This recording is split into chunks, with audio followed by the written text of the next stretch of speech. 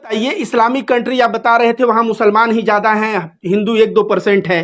तो वहां पे आप जो है बच के चले आए, जबकि इस्लाम और कुरान में लिखा है, ऐसे अंधभक्त गोबर भक्त कहते हैं कि लिखा है कि काफिरों को जहां देखो काट दो। तो आप तो काफिर थे, वहां गए, आप बच के कैसे चले आए, ये बताइए। वहां का एक नियम है, वहां का एक ही नियम है, क्यों वहां का जो राजा है या इंडिया से कोई भी आदमी गया है तो कानून एक है वहां पे। कानून एक है, सजा सबको एक समान मिलना। मतलब राजा का बेटा होगा, गलती करेगा तो वही सजा, उतना ही सजा मिलेगा। हाँ, जितना हमको मिलेगा। ठीक है, गलती वो भी किया है, गलती हम भी किए हैं, कानून वहाँ एक है।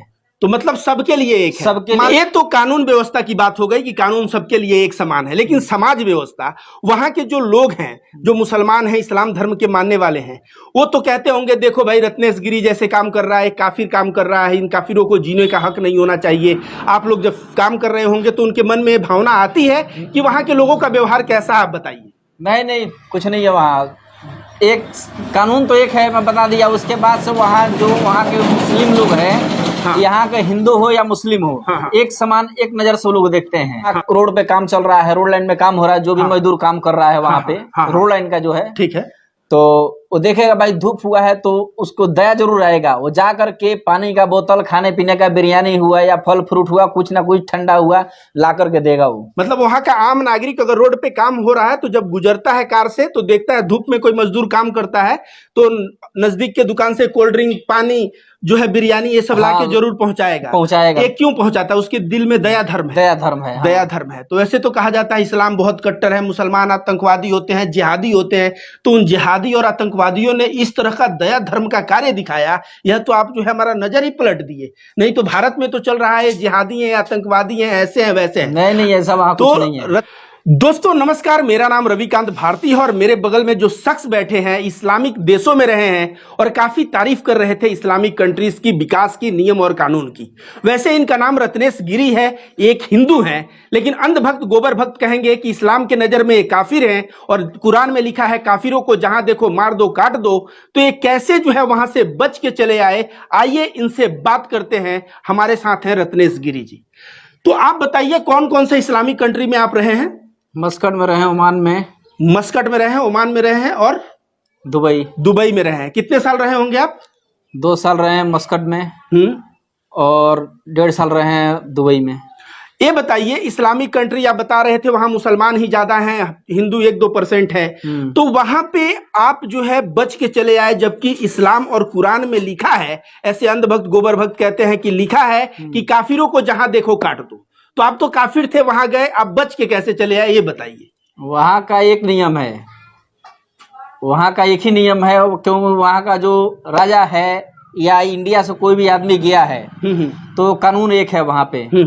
कानून एक है, सजा सबको एक समान मिलना। मतलब राजा का बेटा होगा, गलती करेगा तो वही सजा, उतना ही सजा मिलेगा। हाँ, जितना हमको मिलेगा। ठीक है, गलती वो भी किया है, गलती हम भी किए हैं, कानून वहाँ एक है।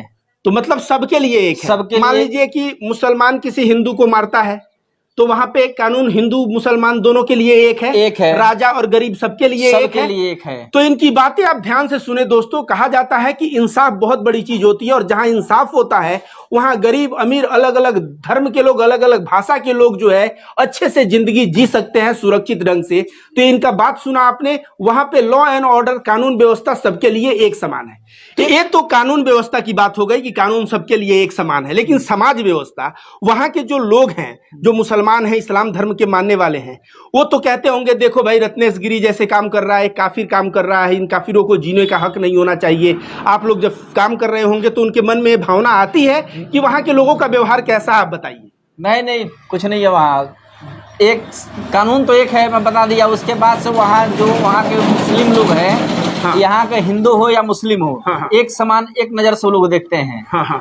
उसके बाद से जैसे स्कूल में काम चल रहा था, ठीक है, स्कूल में तो हम लोग को 5 बजे छुट्टी होता था, ठीक है, तो लेडीज वहाँ के हुई या जेंट्स हुआ, कोई भी बड़े बड़े सब आदमी हैं, हाँ, उधर से गाड़ी से आते थे, फल फ्रूट, पेप्सी, पानी का बोतल, सारा सामान लेकर के। अब हम लोग गेट से निकलते तो वहाँ सब एक एक थैली भरा हुआ था, देते थे सबको एक। तो मतलब कि कोई कंपनी के मालिक नहीं थे, वे लोग अनजाने व्यक्ति जो रोड से जा रहे हैं, देख रहे हैं आप लोग काम कर रहे हैं, आप लोगों को दे रहे हैं। हाँ, जैसे वहाँ रोड पे काम चल रहा है, रोड लाइन में काम हो रहा है, जो भी मजदूर काम कर रहा है वहाँ पे, रोड लाइन का जो है, ठीक है, तो वो देखेगा भाई धूप हुआ है तो उसको दया जरूर आएगा, वो जा करके पानी का बोतल, खाने पीने का, बिरयानी हुआ या फल फ्रूट हुआ, कुछ ना कुछ ठंडा हुआ ला करके देगा वो। मतलब वहां का आम नागरिक अगर रोड पे काम हो रहा है तो जब गुजरता है कार से तो देखता है धूप में कोई मजदूर काम करता है तो नजदीक के दुकान से कोल्ड ड्रिंक, पानी जो है, बिरयानी, ये सब लाके जरूर पहुंचाएगा। ये क्यों पहुंचाता है? उसके दिल में दया धर्म है। दया धर्म है, हाँ। दया धर्म है। तो वैसे तो कहा जाता है इस्लाम बहुत कट्टर है, मुसलमान आतंकवादी होते हैं, जिहादी होते हैं।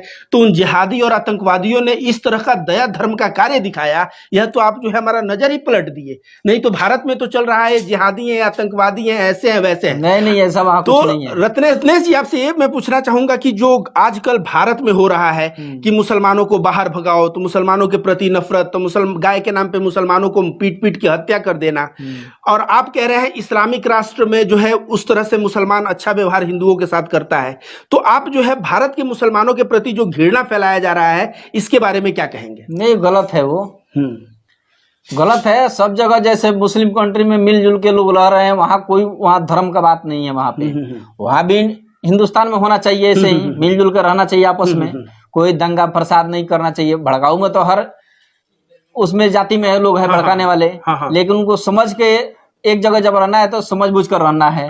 एक चीज और बता रहे हैं, आप जब काम कर रहे थे विदेश में तो भारत के मुसलमान आपके साथ थे कुछ? हाँ बिल्कुल थे। तो वे लोग जो है आपको नफरत से तो नहीं देख रहे थे कि हिंदू आके इस्लामी कंट्री में काम कर रहा है? नहीं, ऐसा कुछ नहीं था। वे सब क्या दोस्ती भाव से थे? बिल्कुल प्रेम से, एक रूम में रहना, एक साथ बैठ के खाना, सही के साथ खाना लेके आते थे, एक रूम में बैठ के खाते थे साथ में हम लोग। तो जिस मुसलमानों को कहा जाता है कि ये जिहादी हैं, आतंकवादी हैं, हिंदुओं को ये हमेशा मारने के लिए खोजते हैं क्योंकि हिंदू काफिर हो जाते हैं, आज आप सुन सकते हैं कि भारत के भी मुसलमान वहां पे कैसे हैं, वहां के मुसलमान कैसे हैं। जब इस्लामिक देश में इस्लाम का कानून है, ये कह रहे हैं राजा का बेटा का गलत करेगा तो उसको भी वही सजा होगा, कोई हिंदू गलत करेगा तो उसको भी वही सजा होगा, और कोई मुसलमान करेगा तो उसको भी वही सजा होगा, गरीब करेगा तो उसको भी वही सजा होगा। तो कानून का राज है वहां पे। ओवरऑल आप लोग यह बात समझ लीजिए। लेकिन भारत में एक प्रोपेगेंडा चलाया जाता है कि 2029 में मुसलमानों की संख्या बढ़ रही है, 2029 या अगले चुनाव में जो है यहाँ का प्रधानमंत्री मुसलमान हो जाएगा, उसके बाद जो है मार काट मच जाएगा और हिंदुओं को जो है जान बचाना भारी पड़ जाएगा। तो आप इस्लामिक देश में रहे हैं, वहां सारा कुरान और सरिया उरिया से सब चलता है, वहां का आप सिस्टम बता रहे हैं इतना अच्छा है। भारत का संविधान जो है यह जो है मुसलमान हो, सिख हो, ईसाई हो, हिंदू हो, सभी को कहता है कि आपके अंदर अगर टैलेंट है तो आप प्रधानमंत्री बन सकते हैं। तो इस तरह का हवा चलाना कि अगर मुसलमान पर प्रधानमंत्री बन जाएगा तो देश जो है, देश से हिंदू बच नहीं पाएंगे, यह बात क्या सही है? नहीं, सब गलत है, ये सब गलत है। तो आप क्या कहना चाहेंगे मेरे दर्शकों को? 3.5 लाख लोग आपको देखेंगे मेरे पेज से, उनको कुछ संदेश आप देना चाहेंगे? हाँ, सबको मिलजुल कर रहना चाहिए, आपस में कोई घृणा नहीं करना चाहिए। हाँ, एक साथ एक जगह रहना है। जो भी आदमी रह रहा है एक जगह, एक गांव में हिंदू भी है, मुस्लिम भी है, तो वहाँ नफरत करेंगे तो नफरत पैदा होगा। इसलिए नफरत से कोई फायदा है नहीं, मिलजुल के वहाँ रहना है हम लोगों को, एक जगह रहना है। ना वो लोग कहीं जा सकता है ना हम लोग कहीं जा सकते हैं। रत्नेश जी, आपसे थोड़ी देर पहले बात हो रहा था तो आप बता रहे थे कि वहां पे मंदिर बन रहा है, तो इस्लामिक देश है, जिहादी, आतंकवादी और मुसलमानों को क्या कहा जाता है, और वो लोग वहां मंदिर बनाने दे रहे हैं? हाँ, क्यों नहीं, मंदिर बनाने दे रहे हैं। बिल्कुल काम कर। कहाँ पे बना है मंदिर? आप जवाहरलाल में काम बन रहा है, मंदिर बन के फाइनल हो गया है। वहाँ पे आप काम किए हैं? काम किए हैं 2.5 महीने। उसके बगल में गुरुद्वारा है, गुरुद्वारे में प्रसाद मिलता था, हम लोग डेली सुबह प्रसाद लेके आते थे। फिर 4 बजे शाम को भी प्रसाद मिलता था, खाते थे। जो भी वहाँ के पंजाबी हर जगह से इंडिया से गया है, वहाँ का प्रसाद लेके जाता था, हम लोग भी प्रसाद लेके आते थे दोनों टाइम में। और वहाँ मंदिर भी बन रहा है? मंदिर बन के ओके हो गया है। ओके हो गया 2.5 महीने हम लोग काम किए। वहाँ पे मस्जिद तो होगा ही, अब गुरुद्वारा भी बन गया, मंदिर भी हो गया। मस्जिद थोड़ी दूर पे है, लेकिन वहाँ क्रिश्चियन का भी जो मंदिर होता है उनका, वो भी है। मतलब 4-5 मंदिर है वहाँ पे। तो मतलब कि सभी धर्म का सम्मान वहाँ पे अब हो रहा है। तो जैसे कि इन्होंने बताया कि वहाँ चर्च है, वहाँ गुरुद्वारा बगल में है, वहाँ मंदिर है और कुछ दूर पे मस्जिद भी है। तो दोस्तों आप लोगों को मैं बता दूं, जो भी देश समृद्ध होता है, चाहे वह इस्लामिक कंट्री हो गया, चाहे अमेरिका हो गया, चाहे सिंगापुर हो गया, चाहे इंग्लैंड हो गया, वह हर एक धर्म का सम्मान करता है और वही चीज वहाँ पे हो रहा है।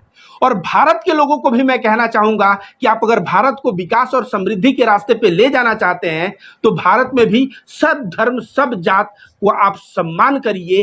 धर्म और जात के नाम पे बंटना यह गलत है, यह देश को पीछे की तरफ धकेल रहा है कि नहीं? धर्म और जात के नाम पे बंटना नहीं चाहिए। तो रत्नेश जी, वैसे तो आप गिरी हैं, हम जानते हैं आप मीट मछली नहीं खाते होंगे, लेकिन आजकल जो देश में चल रहा है झटका और हलाल का झगड़ा, कि कर्नाटक में बीजेपी बोल रहा था कि जो है झटका ही चलेगा, हलाल बंद हो जाएगा, तो इसके बारे में आप क्या कहेंगे? नहीं, हलाल तो एक नंबर होता है। हाँ। हलाल का मीट खाना चाहिए, हलाल कोई गलत नहीं है। क्यों एक नंबर होता है?